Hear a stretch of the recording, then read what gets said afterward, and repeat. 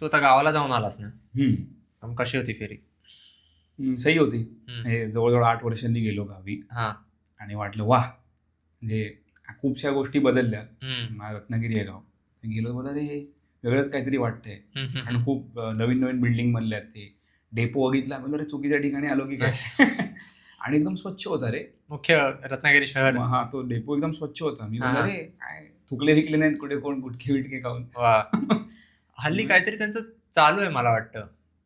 एक कुठला तरी उपक्रम राबवतात आणि त्याला लोक पण एसटीचा, जर एसटी ने गेलो असू तर हा. तो डेपो चांगला हल्ली असतो, स्वच्छ ठेवतात.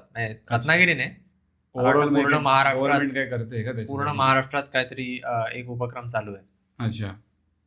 मग बाकी तो एक झाला एसटीचं. ते झालं. मग नंतर परत गावाला पण गेलो ना, तसं ओळखता येत नव्हतं की अरे, कारण खूपशा गोष्टी बदलल्या. आधी जिकडे बागा असायच्या तिकडे घरं वगैरे बनली आहेत. हो. काही बाहेरची लोक येऊन त्यांनी घरं घेतली आहेत, असं काय काय होतं. चांगलं झालं. ओव्हरऑल ट्रिप मस्त झाली. माझी भावंड होती, मी 8 वर्षांनी गेलो तर तेव्हा ती एकदम छोटी होती. ते काही ओळखत नव्हते, अरे हा कोणाला वगैरे. अच्छा. तू ओळखलंस का तुझ्या भावंडांना? मी पण काही ओळखत नव्हतं की रे हे कोण आहेत. हा. आणि आता जस्ट मला वाटतं 10वीचा निकाल लागला. मग चांगले मार्क मिळाले. म्हणजे जे कोण मुलं आहेत ना गावी, मस्त, म्हणजे बरं वाटलं की तिथे राहून पण अभ्यास करतायत. मी त्यांना विचारलं काय म्हणजे काय घेणार होता आता पुढे काय. मग पुढे सायन्स. मी तर CA करणार. अच्छा. म्हणजे ठरलेलं. हा, मी त्यांचं ठरलेलं. पण मला प्रश्न पडला की ह्यांनी खूप अभ्यास केला या बाबतीत की आपल्यासारखंच झालंय.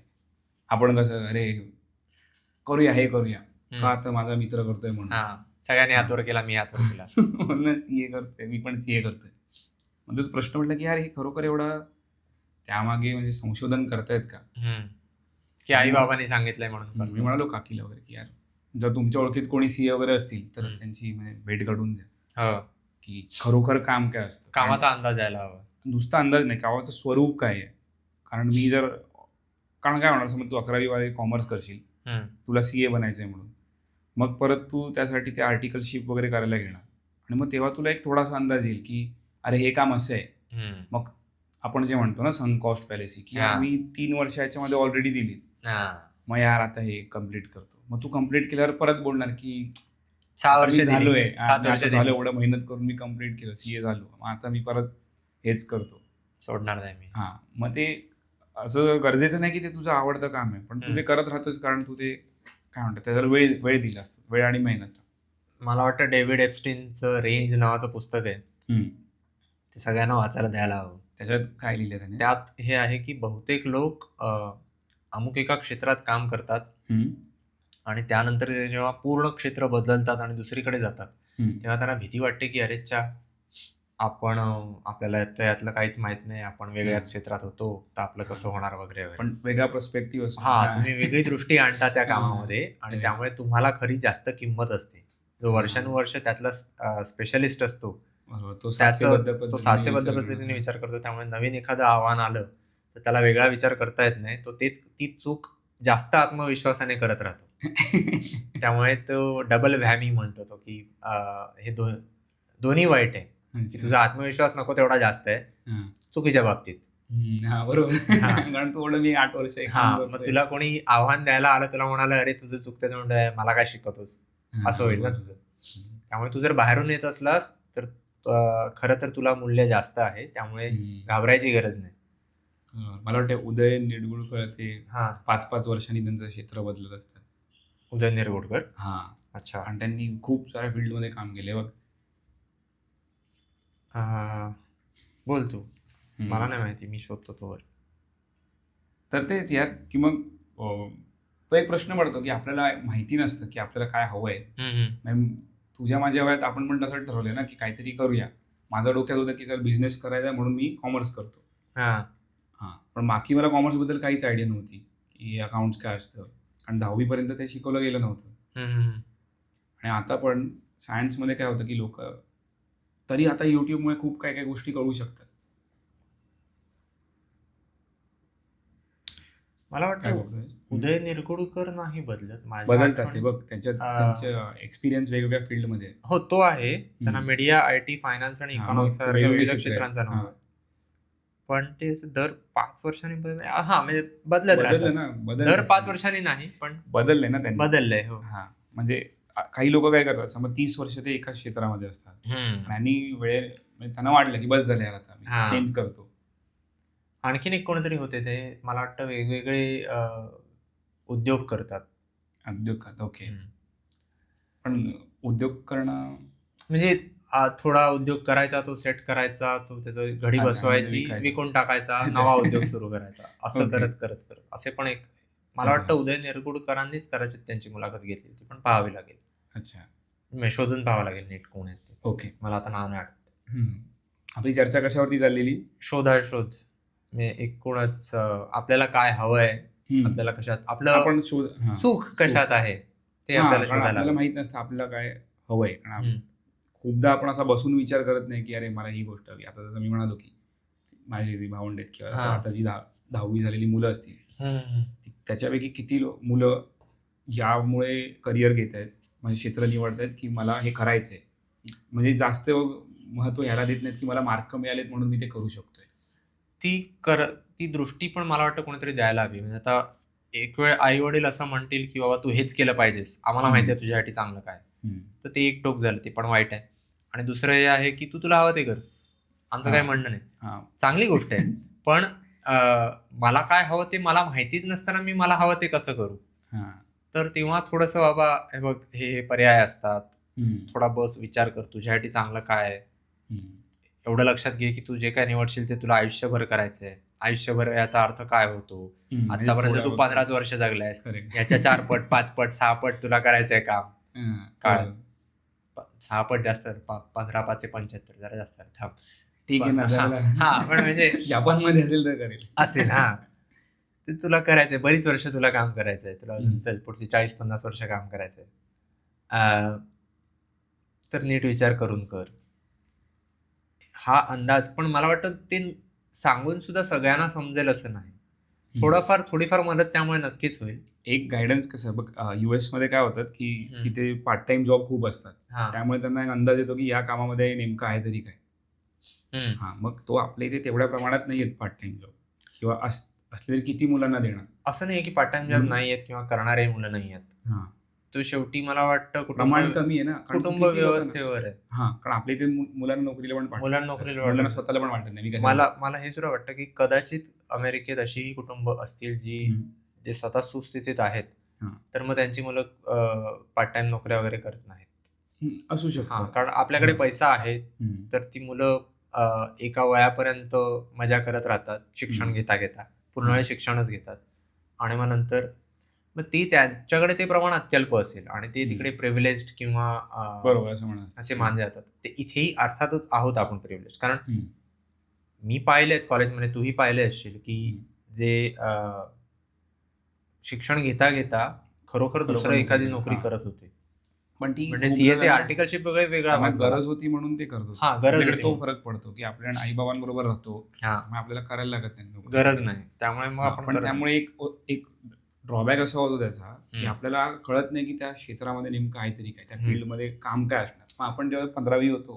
ग्रॅज्युएशन किंवा नंतर पोस्ट ग्रॅज्युएशन नंतर, आपण डायरेक्ट जाऊन बसतो, हे काम आहे, आता मला एवढा पगार मला मिळाला हवा. कारण आपण पॅकेजवरती जातो, आपल्याला काम माहितीच नसतं काय, किंवा मुळात काम करण्यासाठी किती तास मेहनत करावी लागते, आपल्या शरीरावर त्याचा किती परिणाम होतो, काय होतो, याचा काहीच अंदाज नसतो. कारण कामाचं स्वरूप, तू पार्ट टाइम जॉब करायला गेलास, तू कदाचित एखाद्या हॉटेलमध्ये जाऊन धुणी भांडी करशील, पण तुझं शिक्षण पूर्ण केल्यानंतर तू वेगळंच, तू डेस्क जॉब असेल तुला ना. करेक्ट, असं असू शकतं. कदाचित हेच आहे ना की तुला आयुष्यात हवंय काय. काही काही गोष्टींनी, जसं मी म्हणालो की इंस्टाग्राम मी डिलीट केलं, आपण शेवटच्या मागच्या एपिसोडमध्ये आपण बोलत होतो, तर मग तीच चर्चा झाली ना की डिलीट करूया, कारण इंस्टाग्रामने काय होतं, तू क्षणिक सुख मिळतं. पण आपल्याला ते नको, आपल्याला काही ब्रॉडर गोष्टीवरती फोकस केला पाहिजे. कदाचित तो 40वा श्लोक त्याच्यावरतीच आहे ना, 40वा श्लोक त्याला, मना पावे जे सर्व ही सुख जेथे, तो मी वाचू की तू वाचतोस? वाच, माझ्याकडे पुस्तक नाही, फोनमध्ये वाच. फोनवर. ओके. मना पावे जे सर्व ही सुख जेथे, अति आदरे ठेवी जे लक्ष तेथे, विवेके कुडी कल्पना पालटी जे, मना सज्जना राघवी वस्ती कीजे. ही मला वाटतं मना सज्जना राघवी वस्ती कीजे मागच्या श्लोकातही होतं. 41-42 ती मालिका आहे. तर आपण मागच्या श्लोकात म्हणालो होतो की मागच्या श्लोकावर चर्चा करताना की राघवी वस्ती की जे म्हणजे राघवाजवळ जाऊन शक्य तितकं जाण्याचा प्रयत्न करायला हवा. त्या पक्षाचं उदाहरण थेट वस्ती करण्या इतपत आपण जेव्हा पोहोचू तेव्हा पोहोचू, पण ते शक्य नाही, कारण आपली आदर्शाची कल्पना नेहमी सतत सतत वृद्धिंगत होत राहायला हवी. त्यामुळे शक्य तितक्या जवळ जात राहायला हवं. आणि हे सगळे श्लोक मला वाटतं त्याविषयी सांगत असतील, जवळ कसं जावं. संगत तुझी एक असं पण होऊ शकतं की तू अशा लोकांच्या संगतीत राहशील ज्याच्यात तुला जायचंय. तू एक गोष्ट म्हणालीस की ती तशी लोक आपल्याला ऍक्सेप्ट का करतील. कारण आपण लिंबो मध्ये असतो ना. तू आज ठरवलंस मला सुधारायचंय, तू पुढे निघालास, त्यामुळे तुझा जो मित्रवर्ग आहे जो अजून अडकलाय किंवा त्यांचा प्रवासात आहे, त्यांच्या प्रयत्नात आहे, मग तुला त्यांच्याबरोबर त्यावेळेला तुला जमवून घेता येत नाही की बाबा हे माझे मित्र आहेत, ठीक आहे, पण मला आता यांच्याबरोबर राहून चालणार नाही, कारण माझं डोक्यात वेगळं चाललं. मी समज विचार करतोय मी रकाळी लवकर उठेन, मित्र म्हणतात रात्री पार्ट्या करूया, ते चालणार नाही. मग आपण त्या जुन्या मित्रांपासून लांब गेलो. मग आपल्याला आता नवीन मित्र शोधायचे जे सकाळी लवकर उठतात. ते जिम मध्ये खरं तर सहज मिळतील. जिमला गेला सकाळी की तुला लगेच तिकडे जे मिळतात ते मिळतात. पण हे एका गोष्टीच्या बाबतीत अगदी जिम मध्ये सुद्धा तू गेल्या तिकडे त्यांचे ग्रुप ठरलेले असतात, ते त्यांचे गप्पा चालू असतात त्यांच्या. तू जाऊन फार तर बाजूला उभा राहू शकतोस, पण तू लगेच त्यांचा मित्र नाही होणार. बरोबर. जोवर त्यांना ही जाणीव होत नाही. कारण तू समजा आता आज मी उद्या जिम लावलं, आता बरेच महिने मी जिमला गेलो नाही, लगेच मी जिमला गेलो, आहेत ओळखीचे आहेत, पण त्यांची आपापसात मैत्री जे रोजच्या रोज येतात त्यांच्यात मैत्री चांगली असते. ते तोवर मला मान देणार नाहीत तेवढा किंवा मला मानणार नाहीत तेवढं, जोवर त्यांना दिसत नाहीत प्रत्यक्ष परिणाम की अरे हा रोजच्या रोज येतोय, याने सातत्य ठेवलंय, याच्या अंगावर दिसतंय काहीतरी, हा करतोय ते. मग आपण मध्ये अजून अडकलो की बाबा सुरुवात केली आहे इथून, मला माहितीये मला कुठे थांबायचं नाहीये, अडकून राहायचं नाहीये, मला जिथे पोहोचायचंय त्यांच्या पदाला पण पोहोचायला मला अजून अवकाश आहे. मग आपण तो एकला चलो रे प्रवास असतो. मग इथे तुझ्या ज्या स्टेजेस सतत येत राहणार ना, कारण तू आयुष्यात जर सतत तुझा त्या पक्षाकडे पोहोचण्याचा जो प्रवास आहे, तर तू डायरेक्ट पक्षाकडे गेला तर पक्षी लात मारेल तुला. जो दुसरा कोणी असेल जर त्या प्रकारचा कोण माणूस असेल आणि तो एकदम समज शिस्तबद्ध माणूस असेल, तो बेशिस्त आहे, याच्याबरोबर राहून मी बेशिस्त, जसं आपण चांगली माणसं शोधतोय तसा तो पण शोधतोय ना चांगले लोक, आपल्याबरोबर करायला असं होतं. म्हणून आपण आपलं एक स्टेप, कोणी एखादी गोष्ट आपल्याकडून ज्याला शिकायची असेल अशी लोक जर आपल्या बरोबर असतील तर तो आपण एक अर्थ लावू शकतो त्या शेवटच्या ओळीचा की बरोबर. आणि आपण वरच्या गोष्टी करू शकतो. तिकडे पोहोचण्याचे उपाय वरच्या ओळींमध्ये आहेत. मग मना पावे जे सर्वही सुख जेथे, सगळं काही सुख जिथे हवं असेल, मग ते एक या प्रकारचं सुखाची कल्पना केली तर ते असं थोडं गहन स्वरूपाचं सुख असावं ना. किंवा इंस्टाग्रामवर गेलो, एक मांजराचा व्हिडिओ, कुत्र्याचा व्हिडिओ बघितला, मस्त छान पुढे वाटलं आणि गेलो पुढे. असं नाही होता कामा. खरोखर आपल्याला त्यातून समाधान मिळेल. एक ते फ्लो नावाचं पुस्तक आहे, मिहाय चिक्सेंट त्यांनी लिहिलेलं. ते नाव जाऊ दे, पण नाव खतरनाक आहे. हो, पण फ्लो स्टेट मध्ये असताना माणूस कसा वागतो त्याविषयीचं ते पुस्तक आहे. म्हणजे तुला त्यांनी लिहिलंय की एखादं काम तू करतोस तेव्हा तुला कदाचित पूर्ण वेळ मजा येणार नाही, तुला वाटेल काय काम आहे, कटकट आहे, पण तुझ्या डोक्यात तुला माहिती असतं की हे काम केल्याने आणि हे काम तडीस नेल्याने मला सुख मिळणार आहे, मला त्याचं समाधान मिळणार आहे. आणि मग आपण ते करत राहतो आणि एक वेळ अशी येते जेव्हा आपल्याला मनात काय म्हणतात, कुठल्याही प्रकारचा वाद किंवा तंटा किंवा संशय याला जागा राहत नाही की हे मी का करतोय यार, किती वेळ अजून करावं लागणार यार. स्वतःशी बोलावं लागत नाही की कर कर कर कर, तू करत जातोस. बरोबर. ती फ्लो स्टेट आहे. की एक हे होतं कुठेतरी वाचलं की तू 40 मिनिटं काम कर, मग तू नंतर पुढची काम, म्हणजे दोन प्रकार होते. एखादं होतं की तू 40-50 मिनिटं काम कर, मग 5 मिनिटं ब्रेक घे आणि मग पुन्हा कामाला लाग. ते पोमोडोरो पद्धत झाली. काय पोमोडोरो. अच्छा. आणि दुसरं होतं की तू 40 मिनिटं काम केलंस, म्हणजे 30 ते 40 मिनिटं, तर तुझा फ्लो लागेल, तू ते करत राहशील. की एकदा तुझा इंजिन गरम होईपर्यंत मग तू विचार करशील की अरे यार संपून टाकतो ही गोष्ट. जो काय म्हणजे तुला इंजिन गरम होईपर्यंत जो काही त्रास व्हायचा तो होतो. एकदा इंजिन तो आटा चढला असं की बाबा तू लगेच कामाला लागतो. तर ते होण्यासाठी तुला मुळात तसं काम शोधायला हवं ना. जे मगाशी आपण म्हणत होतो तसाच प्रकार झाला, की आपलं सुख नेमकं कशात आहे.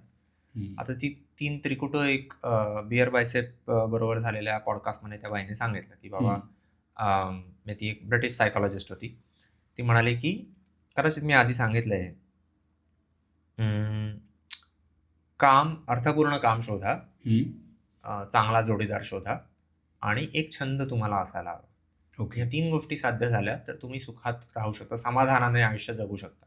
अर्थात आयुष्यात बाकी गोष्टी येतील न येतील, पण मुळात तुमचा पाया भक्कम असण्यासाठी या 3 गोष्टी आवश्यक आहेत. ओके. हां, बरोबर. आणि आता तू इंस्टाग्रामचं उदाहरण जे दिलंस ते खूप छोटं आहे. म्हणजे तू इंस्टाग्राम काय झालं, की तू ती गोष्ट जर करणार नसशील, तू दुसरी कोणतरी गोष्ट करणार असेल, तर त्याने तुझ्या आयुष्यात एवढा फरक नाही पडत. असं तू म्हणालास ना, की काम शोधा.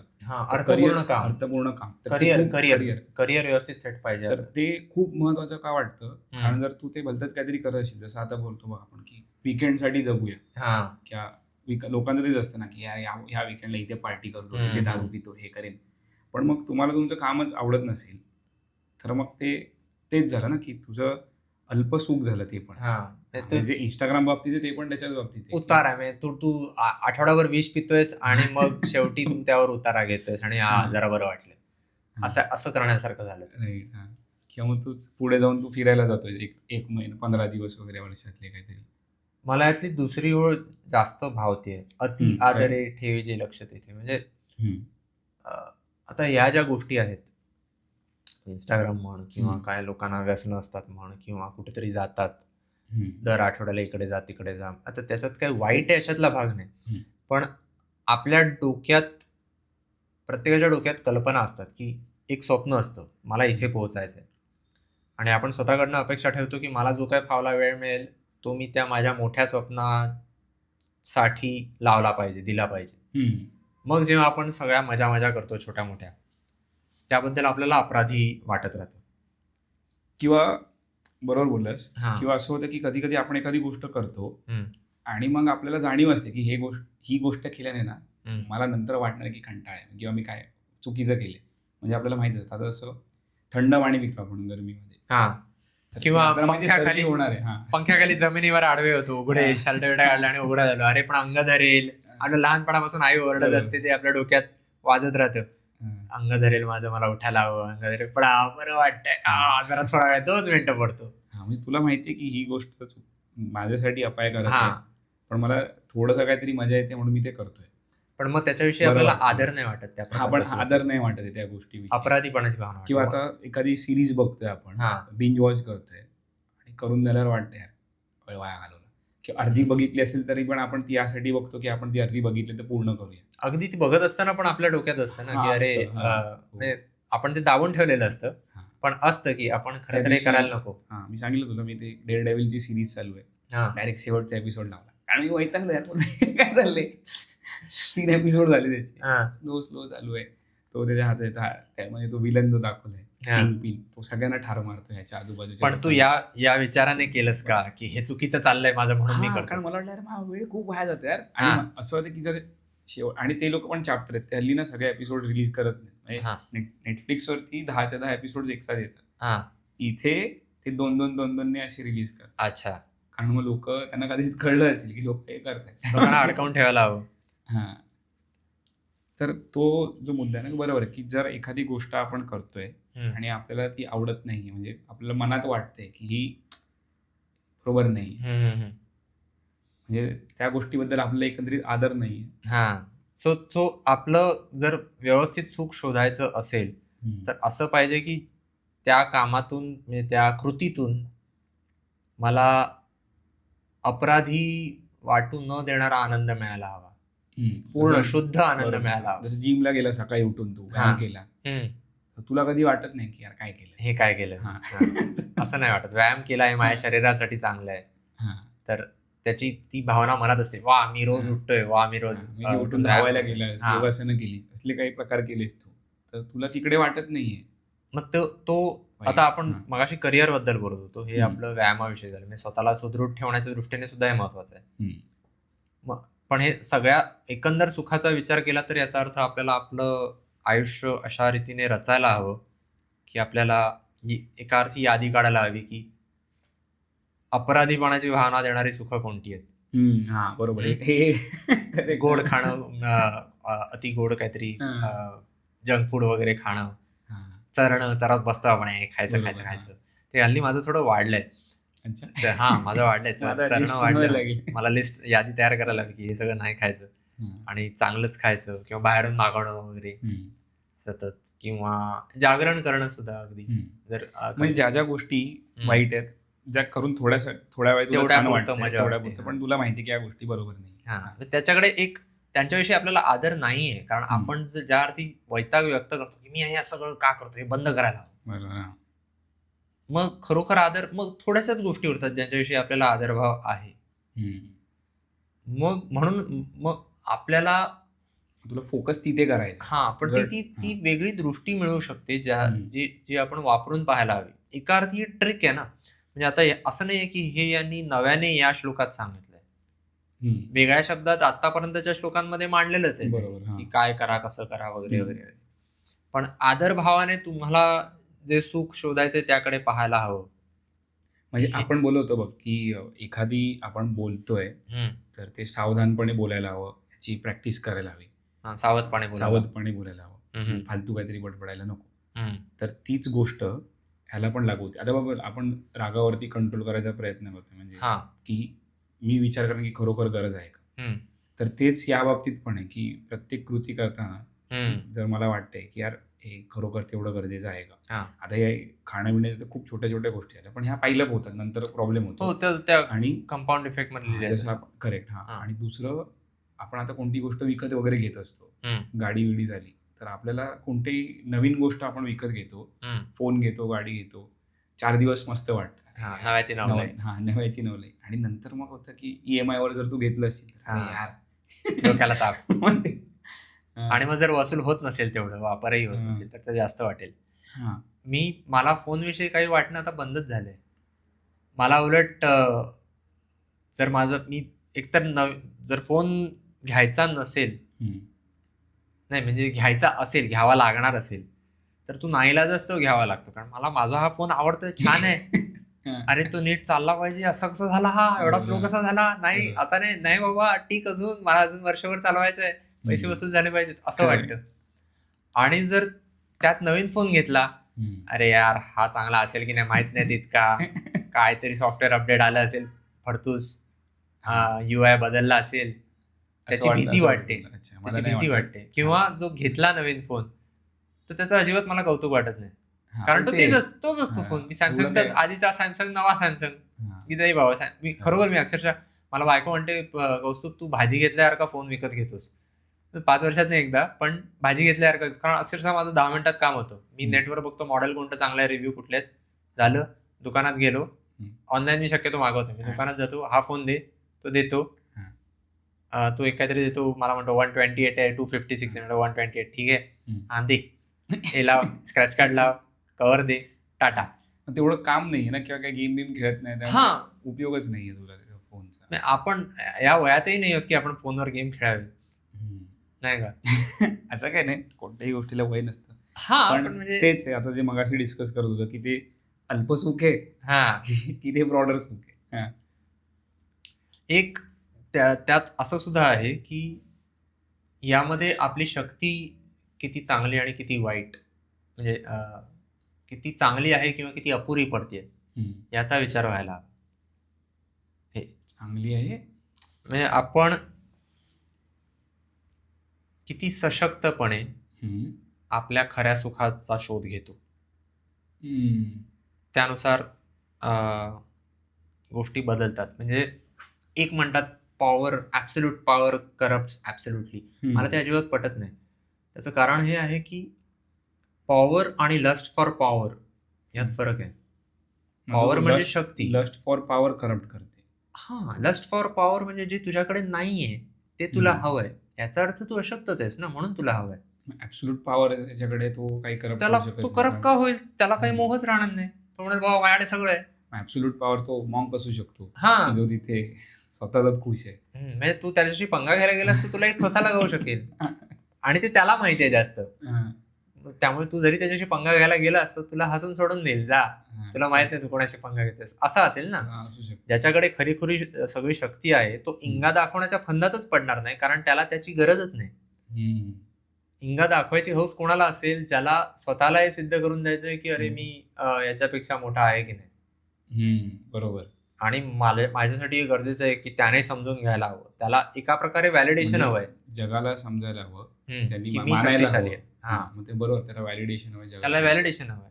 मग त्यातून मग तो अशक्तपणा झाला तुझा, हे वाटणं तुझा, म्हणजे त्याचा आपल्याला पण वाटणं की आपण आपल्याला वाटतं भांडलो माहितीये का कोण आहे, माहितीये का कोण नाही माहिती. नाही, या भावनांमधून उत्पन्न होणारी इच्छा की मी माझा इंगा दाखवणार, मी कोण आहे मी दाखवून देणार, मला हे मिळायला हवं, तर ते कुठल्या तरी अशक्त भावनेतून येतं. काय म्हणतात त्याला, इन्सिक्युरिटी. एक नीत्शेचं वाक्य आहे. निश्चय कोण? Friedrich Nietzsche.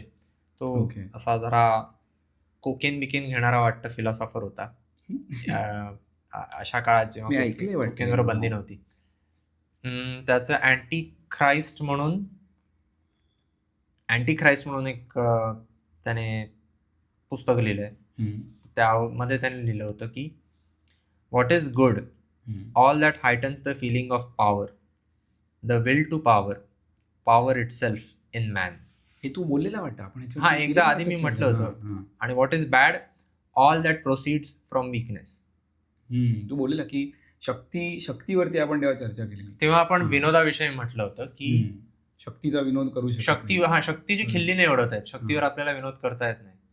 तुला जर त्यावर शक्तीवर विनोद करायचाच असेल एखाद्या, तर तुला त्या शक्तीचं त्या शक्तीला अशा रीतीने तुला दाखवावं लागतं की ती शक्ती नाहीये. करेक्ट. मग तुला त्याची खिल्ली उडवता येते. एक तेव्हा अंदाज आपणाचं उदाहरण दिलं होतं की परेश रावलचं पात्र एक 9:30 नींबू पाणी, हा इतकं वेळ इतका पळतो की लिंबाचा रस कधी प्यावा हे पण त्याने ठरवून. पण तू त्या चित्रपटात ते छान वाटतं असं आणि विनोदी वाटतं, काय बापरे किती अतिरेक आहे. पण सकाळी 9:30 वाजता लिंबाचा रस पिण्यात काय वाईट आहे ठरलेल्या वेळी. बरोबर, खरं तर चांगलं आहे ना. उलट जर एखादा माणूस ती सतत पाळतोय तर चांगली गोष्ट आहे. म्हणजे एक आपल्याला सांगतात, मी ते कितीतरी वेळा त्याच्यावर काम केलेलं, त्या लिटरेचरवर, साहित्यावर, त्या औषधांच्या, की रोज औषध घेण्याची एक नियमित वेळ पाळा, त्याच वेळी औषध घेत जा, परिणाम जास्त व्हावा म्हणून. ते डॉक्टर तसंच सांगतात ना. ठरलेल्या वेळी औषध घ्या, तुझी जेवणाची वेळ फिक्स पाहिजे. आपल्याला सांगतात सकाळी घ्या, रात्री घ्या वगैरे म्हणतात, पण ती नेमकी वेळ, जर तू 8 वाजता सकाळी औषध घेत असशील गोळी आज, तर तू रोज सकाळी 8 वाजता ती घेत जा, तशी तुझ्या शरीराला सवय होते. विशेषतः तुला जी औषधं बराच काळ घ्यावी लागणार असतील. त्यामुळे सकाळी 9:30 वाजता खरं तर लिंबाचा रस घेण्यात काही चुकीचं नाहीये. ज्या रीतीने दाखवलंय की प्रत्येक गोष्टीसाठी मी घड्याळ बघणार, ते त्यातून त्याने विनोद निर्मिती केली. पण ते प्रदर्शनच मुळात अशा रीतीने केलंय, अतिशयोक्त रीतीने केलेलं आहे की त्यामुळे आपल्याला ते विनोदी वाटतं. त्यामुळे शक्तीची खिल्ली नाही ओढत आहे. जो काही आतापर्यंतचा विनोद आहे निर्माण झालेला, तो सगळा अशक्तपणाची खिल्ली उडवणारा आहे. आणि अशक्तपणाची लायकी ती असते, खिल्ली उडवली जाणं. म्हणजे तो निसर्गाचा कायदा आहे, जंगल कायदा आहे म्हणून आपल्याला, आपण थोडे सहिष्णू आहोत किंवा आपल्याला सहानुभूती वगैरे वाटते. त्यामुळे जर कोणीतरी दुसऱ्यावर दादागिरी करत असेल किंवा उगाच दुसऱ्याची खेचत असेल, खिल्ली उडवत असेल, आपण म्हणतो कशाला करतोस, तुला काय वाटत नाही का. पण कारण आपल्याला दिसतं काय, आपल्याला जो खिल्ली उडवतोय त्याचा अशक्तपणा दिसतो. आपल्याला माहिती असतं की तो ते का करतोय, कारण त्याला माझ्यापेक्षा काहीतरी समोरचा काहीतरी कमी आहे. नाही, त्याला व्हॅलिडेशन हवं असतं की मी शाण आहे आणि समोरच्या माझ्यापेक्षा काहीतरी खाली आहे. पण ते येतं त्याच्यातून. त्याची खिल्ली उडवण्याची भावना सुद्धा त्याच्या मनात येते कशावरनं, त्याच्या अशक्तपणातून येते. आणि त्याचा अशक्तपणा आपल्याला जास्त दिसतो, म्हणून आपण त्याला गप्प बसवतो. बरोबर, की अरे कशाला करतोस, गप ना. आणि जो उडवला जातो त्याच्याविषयी आपल्याला वाटतं अरे रे बिचारा. का वाटतं, कारण तो दुसऱ्याला त्रास देत नाहीये म्हणून. पण निसर्गाच्या नियमानुसार त्या दोघांची खिल्ली उडवली गेलीच पाहिजे, तर त्यांना प्रेरणा मिळेल की अरे याला आपण सांगितलंच पाहिजे की तू हे जे करतोयस ते चुकीचं आहे, आणि त्यालाही सांगितलं पाहिजे की तू अशक्त आहेस, त्यामुळे तू लक्ष होत राहणार. करेक्ट. हा एक आहे, उद्या असे 10 असतील आयुष्यभर. कारण तू जेव्हा एखाद्या माणसाबरोबर आपण वागतो, बोलतो ना, आपण ठरवून गोष्टी करतो असं नाही. मला बऱ्याचदा ते जाणवलंय की जेव्हा अशा लोकांशी संबंध येतो, म्हणजे गपचूप निमूटपणे तुझं सगळं ऐकतात, कधीच विरोध करत नाहीत तुझ्या बोलण्याला, तुझ्या वागण्याला. तू त्यांना म्हणा चल इकडे जाऊया, ते येतात गपचूप. तर मग आपण त्यांना गृहीत धरायला लागतो. आपणही कोणाबरोबर तसंच वागलो तर तेही आपल्या गृहीत. आपण त्यांना गृहीत धरायला लागतो की एखादा माणूस पुशोवर आहे, तर मग आपण त्याला म्हणत राहतो हा चल, आपण फरफट करत राहतो आणि आपणही त्यात भाग घेतो. आपल्याला लक्षात येत नाही, आपण त्याला म्हणतो तो तुला असं कसं करतो, आपण त्याला ऐकवतो नीट वागत जा, तू बोलायचंच. पण ते त्याने आपल्या बाबतीत सुरू केलं की म्हणून अरे हा मला ऐकवायला लागला, मग आपल्याला राग येतो. ते आपसूक होतं. जो माणूस स्वतःवर या गोष्टी ओढवून घेतो, स्वतःसाठी त्याला खंबीरपणे उभं राहता येत नाही, जग त्याला त्रास देतच देतं. बरोबर.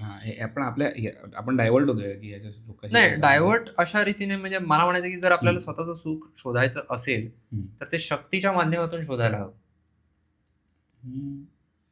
म्हणजे म्हणजे आता एक काय म्हणतात, मी मध्ये वाचलेलं कुठेतरी की स्वामी विवेकानंदांचंच वाक्य होतं, कुठेतरी भाषणात ते म्हणाले की तुम्हाला जर स्वर्ग गाठायचा असेल तर तो फुटबॉल खेळून तुम्ही गाठू शकता, गीता वाचून गाठण्यापेक्षा. कारण त्यांचं मत हे होतं की तुमचं मन जर तुम्हाला काय म्हणतात स्ट्रॉंग करायचं, शुद्ध शक्तिशाली करायचं असेल तर त्यासाठी त्या आधीची स्टेप असेल तुमचं शरीर शक्तिशाली हवं. बरोबर. आणि तुम्ही एकदम कमकुवत माणूस किंवा आजारी माणूस हा काय म्हणतात त्याच्यात तेवढी त्याला तो अधिकार नाही असे नाही, तो करू शकणार नाही. ते त्याला आधी सक्षम व्हायला लागेल शरीराने, म्हणूनच त्याला तो अधिकार. आता तो अग्निपथ मधला डायलॉग आहे की कमजोर आदमी ये नहीं कह सकता कि उसने पहलवान को माफ कर दिया, उसके लिए उसका पहलवान बनना जरुरी है. किंवा जॉर्डन पीटरसन म्हणतो की being harmless is not a virtue, there is nothing nice about being harmless. कारण तुला माहिती नाही की उद्या त्याच्या अंगी शक्ती आली तर तो कसा वागेल. करेक्ट. सो अरे तो हार्मलेस आहे हे म्हणणं त्याचं कौतुक नाही. ते आपण बघूया, जर आपल्याला ते भाषण मिळालं ना स्वामी विवेकानंदांचं, आपण ते टाकतो. मस्त आहे. त्याच्यात लिहिले की तुम्ही तुमच्या बायसेपने फील करू शकता की भगवद्गीतेमध्ये कृष्ण काय सांगतोय.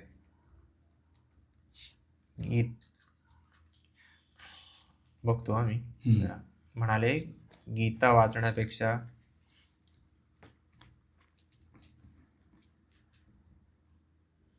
फुटबॉल खेळा.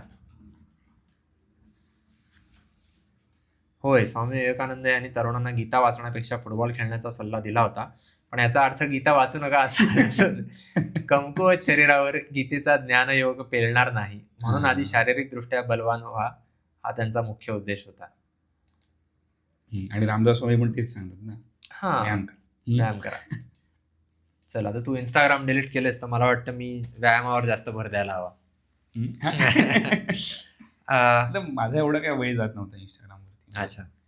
पण ठीक आहे, मला पण आता माझाही व्यायामावर वेळ जात नव्हता, तू द्यायला हवा. त्या दिवशी सर भेटले बॉक्सिंगचे आपले, तर परत मला वाटलं तेव्हा की घरच्या घरी सुरू करायला हवं बॉक्सिंग. भले 45 मिनिट्स 45 मिनिटं जरी काहीतरी व्यायाम केला आणि त्याच्यात पटकन थकायला होतं, म्हणजे कार्डिओ पण होतो त्याच्यात आणि तुझं म्हणजे काय म्हणतात मसल्स पण यूज होतात. मी कालच एक वाचलं की जपान्यांनी नवीन पद्धत शोधून काढलेली आहे. कसली? चालण्याचा एक व्यायाम. 3 मिनिटं सलग पटापट चाला आणि मग 3 मिनिटं हळू चाला. ओके. आणि ते करत राहा, आणि ते केल्याने तुझा म्हणजे काय म्हणतात श्वास दम लागतो, स्टॅमिना वाढतो तुझा, सो तुझा एंड्युरन्स वाढतो ते केल्यामुळे. 3 मिनिट फास्ट चालायचं, 3 मिनिट पटापट चालायचं, 3 मिनिट हळू चालायचं. सहन सीमा, एंड्युरन्स लिमिट सहन. आपल्या इथे सहनशक्ती रस्त्यांवरती चालून उपयोग आहे का? प्रदूषण गाड्यांचे. 3 मिनिटं चालायचं, घरातल्या घरात चालू शकतोस तो अगदीच वाटलं तर. नाहीतर कुठेतरी आपल्या आजूबाजूला पार्क असतील ना, काय नॅशनल पार्क आहे म्हण, किंवा छोटी मोठ्या बागा असतात DMCच्या, त्याच्यावरचे ट्रॅक असतात, सोसायटीत चालायचं. ट्राय करून बघायला. 3 मिनिटं तर चालायचं, 3 मिनिटं पटापट चालायचं, इकडून तिकडे चालायचं. टोटल किती असं काय त्यांनी लिहिलंय? असं काही नाही, तुझ्यावर आहे ना ते. तुला किती वेळ चालेल? तुला समजा 30 मिनिटं चालायचंय, 15 मिनिटं हळू चाल, 15 मिनिटं पटापट चाल, पण ते 3-3 मिनिटाच्या अंतराने. 48 मिनिटं चालतो हा, सध्या तरी. आणि त्यांनी हे पण सांगितलं की ते आणि त्याच्याबरोबर जर तू स्ट्रेंथ ट्रेनिंग केलंस, म्हणजे जिम मध्ये व्यायाम केलास, तर त्याचा परिणाम, एकत्रित परिणाम खूप चांगला होतो. ओके.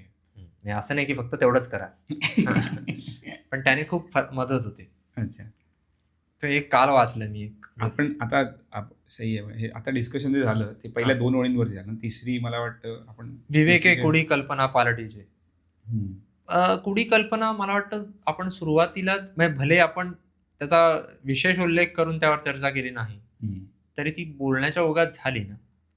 कारण अल्पसुख, बरोबर, काय म्हणतात त्याला, इन्स्टंट ग्रॅटिफिकेशन, या गोष्टीवर आपली चर्चा तर झाली. इंस्टाग्राम म्हटलं, आपण खाण्यावर चर्चा केली, आणि आपण बाकी गोष्टींवर, अशी सुख ज्यातून, त्यामुळे आपल्याला अपराधीपणाची भावना. विवेक म्हणजे चांगली गोष्ट कोणती आणि वाईट गोष्ट कोणती, याचा फरक, तो फरक म्हटलं ना, यादी काढायला हवी. बरोबर, ते झालेलं दिसते. तर अशा रीतीने हा आजचा 40वा श्लोक झाला.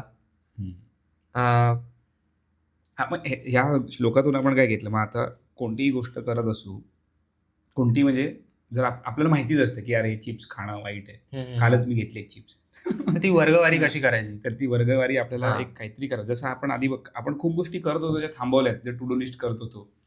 एक मी मेंटल मॉडेल्स नावाचं पुस्तक वाचतंय, पीटर हॉलिन्सने लिहिलेलं. त्याच्यामध्ये त्याने आयझेनहॉवर मॅट्रिक्स बद्दल सांगितलंय. आयझेनहॉवर ते US प्रेसिडेंट, महायुद्धाच्या नंतरच्या काळात प्रेसिडेंट झाले. जनरल होता. तर त्याने एक आयझेनहॉवर मॅट्रिक्स म्हणून त्याचा एक तक्ता खूप प्रसिद्ध आहे. तो अर्जंट आणि इम्पॉर्टंट, जे महत्वाचं आहे आणि जे पटकन करणं गरजेचं आहे, ओके, अशी एक वर्गवारी करायची. की चार गोष्टी वर्गवारी होते. महत्वाचं आहे आणि पटकन करणं गरजेचं आहे, तर आत्ता करा. महत्वाचं आहे पण घाई नाहीये, तर त्याची वेळ ठरवून द्या आणि दिलेल्या वेळी ते आठवा. बरोबर. हे MBA ला पण शिकवलेलं आणि कंपनीमध्ये पण होतं. तुम्ही क्वाड्रंट बनवा, आणि कारण ते लोक बोलायचे अरे आम्हाला काय माहिती, आम्ही नवीन प्रायोरिटी कशाला द्यायची, मध्ये अर्जंट, इम्पॉर्टंट आणि टाकलेलं की ह्याच्यामध्ये तुम्ही ठरवा की कोणत्या गोष्टी पहिल्या करायच्या आणि नाही. मग ह्या 2 पहिल्या झाल्या की जे महत्वाचे आहेत आणि ज्याची घाई आहे किंवा घाई नाही. घाई आहे ते पटकन करा, घाई नाही ते आरामात करा. वेळ ठरवून द्या आपण त्याची. ज्याची घाई आहे पण ते तितकं महत्वाचं नाहीये, तर ते दुसऱ्याला करायला द्या, डेलिगेट करा. ओके, तुझ्या हाताखाली माणसं पाहिजेत, किंवा निदान तुझ्याकडे इतका काय संसाधन हवेत, पैसा हवा की तू दुसऱ्याला नेमून देऊ शकतोस ते. आणि सगळ्यात चौथं म्हणजे जे महत्वाचं पण नाही आणि ज्याची घाई पण नाही, ते तर ते काढूनच टाका तुमच्या कामात, ते करूच नका अजिबात. मग ते त्याच्यात खूप गोष्टी आहेत, त्यात खूप गोष्टी येतील आपल्या, जे आपण करत राहतो. वर्गवारी केली तर कळेल. हे 4 क्वाड्रंट मग त्यातले कट, मग आपण एकमेकांना काहीतरी काय म्हणतात, आपण असं अकाउंटेबल धरू शकतो की साल्या तू बोलतोय तिथे हे काय आणि करत नाहीये. मला वाटतं आपण एक करायला हवं की आपण स्वतः मुद्दाम बदल घडवण्याचा प्रयत्न न करता आपण दिवसभरात काय काय करतो ते लिहून काढायला हवं. मी ते मध्ये लिहित होतो, पण मी पुढे काय करणार ते लिहित होतो. तसं नाही, त्यापेक्षा नाही स्वतःचं निरीक्षण. हे उलट चांगलं की लोक जे इंग्लिश लोक जी डायरी लिहितात ना, जनरल किंवा काय रोजनिशी, रोजनिशी आपल्याला शाळेत सांगायचे, ते कधी लिहिली नाही मी. तू म्हणजे कधी 4-5 दिवस लिहिली असेल, ते कधीतरी ते शेवटी व्हायचं. माझ्या एक लक्षात आलं की रोजच्या रोज लिहायलाच हवं असंही नाही. म्हणजे तुझं लिहिलेलं चांगलं, वाईट काय नाही, पण तू वर्षभरात अजिबातच लिहित नसशील आणि त्या तुलनेत तू 4 दिवस लिहित असशील, आणि मग तुला म्हणजे 31 डिसेंबरला अरे वर्ष निघून गेलं, आपण काय काय ठरवलं, मग तू परत नवीन काहीतरी तुझे रिझोल्युशन करणार, आणि मग तू तेव्हा तुझ्या एकंदरीत आयुष्याचा आराखडा घ्यायला जातोस. जे आपण 6व्या-7व्या श्लोकात होतं ना, की आपण असा अर्थ लावलेला की दर दिवशी तुझा पुनर्जन्म होतो, आणि मग तू दर दिवशी ते आयुष्य आपण म्हणजे आपण नव्याने जन्माला येतोय आणि आपल्याला एक नवीन अपॉर्च्युनिटी मिळते, तर नवीन संधी एक येते. तर जर कदाचित तू म्हणालास की आपण रात्री जर लिहून काढलं ना, तर मग आपण तेव्हा विचार करून झोपू शकतो की यार उद्या काय करायला नको, किंवा तू दुसऱ्या दिवशी सकाळी आधीच वाचलंस ना की हे काल हे गोष्टी केल्या, हे त्या गोष्टींबाबत झालं. जेव्हा आपण ठरवू ते करू. माझं म्हणणं असं आहे की आता आपल्याला वर्गवारी करायची ना आयझेनहॉवर मॅट्रिक्स मध्ये समजा, तर आपल्याला आधी हे कळायला हवं की अशा किती गोष्टी आहेत ज्या महत्वाच्याही नाहीत आणि ज्यांची घाई सुद्धा नाही, आणि तरी ते आपण करतो रोज. आपण बसलो आणि काय करायला हवं हे जर लिहून काढलं तर अशी किती वेळापत्रकं तुझ्याकडे पडलेली असतील आतापर्यंत तयार केलेली. आपण आतापर्यंत काय काय केलंय जे अनावश्यक होतं ते समजण्यासाठी त्याच्या बाबतीत जागरूकता किंवा त्या बाबतीत आपण सावध व्हायला हवं. म्हणून मी म्हणतोय की स्वतःवर मुद्दाम ताबा ठेवायचा प्रयत्न न करता आत्ता ज्या सवयी आहेत आपल्या चालू द्यायच्या, त्या चालू दे. 2 दिवस पण लिहून काढ की मी आज हे केलं, मी आज हे केलं. प्रत्येक त्याचा तपशील लिहून काढ. मग त्याची आपल्याला वर्गवारी करता येईल की मला हे करायची गरज होती का, मला हे करायची गरज होती का. मग आपण तिसऱ्या दिवशी आपसूक सावध होऊ त्या बाबतीत की अरेच्या मी आता काल आणि परवा लिहून काढलं की मी ही जी आत्ता गोष्ट करायला घेतली आहे ती महत्वाची पण नाहीये आणि त्याची घाई पण नाहीये, मग मी हे का करतोय. बरोबर. मग आपण स्वतःवर ताबा मिळवू शकू. हे डन. ही गोष्ट या श्लोकातून ही चांगली मिळाली. या श्लोकातून मिळाली. हे आपल्याला आधीच माहिती आहे. मला मॅट्रिक्स पण आधी माहिती आहे, पण मी ते कधी आपल्या आयुष्यात इम्प्लिमेंट करायला गेलो नाही. माझ्या मी ते तिकडे कामाला इम्प्लिमेंट करत होतो की आहे इथे आहे. पण ट्राय करूया. चालेल. डन.